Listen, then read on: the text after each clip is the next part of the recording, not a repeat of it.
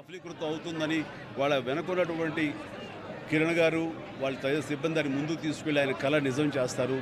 ఆయన ఆయన ఆయన అది జరుగుతున్న ఇది అందరూ ఆయనలో ఒక గంభీరమైన వ్యక్తిని చూస్తుంటారు. కానీ నేను ఆయనలో ఒక చిన్న పిల్లవాడిని, పసిపిల్లవాడిని కూడా నేను చూడడం జరిగింది. ఆయన 2009లో ఆయన తరచూ కలుస్తుండేవాడిని. ప్రజారాజ్యం పార్టీకి సంబంధించినటువంటి ఆయన సలహాలు సంప్రదింపుల కోసంగా.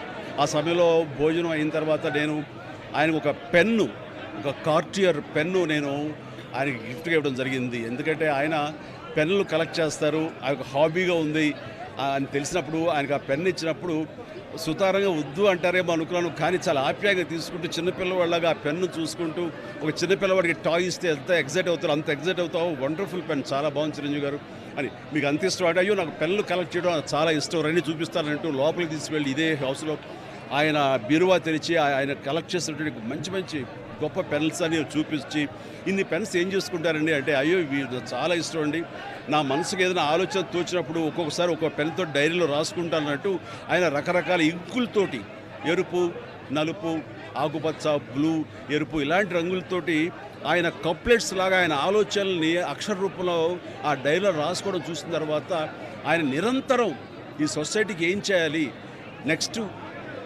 ఎలాగా అటు ప్రతిదీ ఆయన ఆలోచనల్ని అక్షర రూపంలో పెట్టుకుంటూ ఉంటుంటారు. ఆయన అలాగా నిరంతరం ఈ సొసైటీ గురించి తన నిబద్ధతలో ఆయన ఏర్పరచుకున్న కొన్ని ఆశయాల్ని వాటిని సిద్ధించడం కోసం, వాటిని ఆశయాలు నెరవేర్చుకోవడం కోసం ఆయన చేసే ప్రయత్నాలు అవి అంత ఇంత కాదు.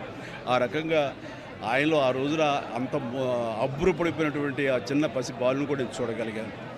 ఇట్లా ఈ రోజున ఆయన లేరు మనకు అన్నది ఒక తీరని లోటు. ఇది ఆయనకి, ఆయన కుటుంబానికే కాదు, యావత్ తెలుగు జాతికే ఒక పెద్దని కోల్పోయారు, ఒక గొప్ప వ్యక్తిని కోల్పోయారు, ఒక మహాశక్తిని కోల్పోయాం మనందరం. ఈ సందర్భంగా ఆయన ఎక్కడున్నా సరే ఆ స్వర్గంలో ఉంటారు, మన దరిదాపులోనే ఉంటారు, మన దగ్గరే ఉంటారు, మనకు తోడుగా ఉంటారు. ఆయన ఆత్మకు శాంతి చేకూరాలని వాళ్ళ కుటుంబ సభ్యులకి, వారి సిబ్బందికి, వాళ్ళ అనుయాయులకి, ప్రతి ఒక్కరికి నా యొక్క ప్రగాఢ సానుభూతిని తెలియజేస్తున్నాను.